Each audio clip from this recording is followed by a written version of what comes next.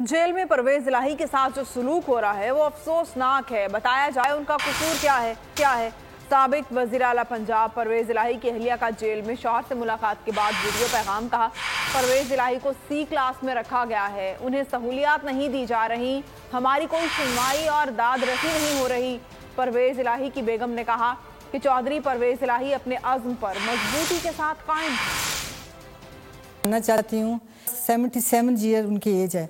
उस शख्स के साथ ये जालमाना सलूक किस लिए किया जा रहा है? आखिर उनका कसूर बताएं, इतना बड़ा क्या कसूर है? जेल में, पंजाब की सारी जेलों में जब मुझे पता चला है कि हर कैदी को, सी क्लास कैदी को, वो भी सी क्लास में है, सी क्लास वाले को जो सहूलतें मुयसर होती हैं उनको वो नहीं दी गई, और ये हमारी सुनवाई क्यों नहीं हो रही, इसकी क्या वजह है?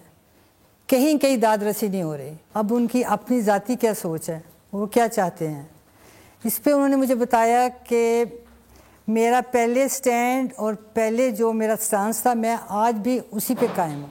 मेरा आज भी वही मौक़िफ़ है जो पहले था। बिपरजॉय तूफान के खतरात कराची के साहिल तक पहुँच गए। समुद्री तूफान और शदीद बारिशों में नुकसान से बचने के लिए आवाम ये एहतियाती तदाबीर इख्तियार करें। दफा 144 पर अमल करें और हरगिज साहिल का रुख न करें। साहिल समंदर के नशेबी इलाकों में रिहाइश पजीर अफराद फौरी तौर पर महफूज जगह पर मुंतकिल हो जाएं। दौरान बारिश और आंधी में गैर जरूरी बाहर निकलने से परहेज करें।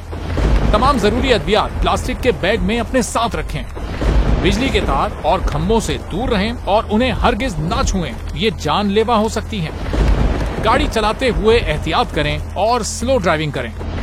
गाड़ियों और मोटरसाइकिल को बिजली के खंभों के नीचे पार्क मत करें। दरख्तों, साइन बोर्ड और पीएमटी के नीचे खड़े ना हों। जनरेटर या पानी की मोटर को गीला होने से हत्तुल इम्कान बचाएं। सिंध हुकूमत और एनडीएमए की जानिब से अवामी इमदाद के लिए हेल्पलाइन नंबर जारी किए गए हैं। अवाम से गुजारिश है, किसी भी इमरजेंसी की सूरत हाल से निपटने के लिए स्क्रीन पर मौजूद इन नंबर्स पर फौरी राब्ता करें। आंधी और तूफान से बचने की दुआ। ए अल्लाह, इसे रहमत बना और इसे अजाब न बना।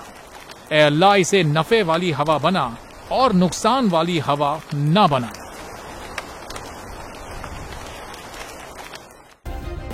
सब्सक्राइब करें और बेल दबाएं ताकि कोई खबर रह न जाए।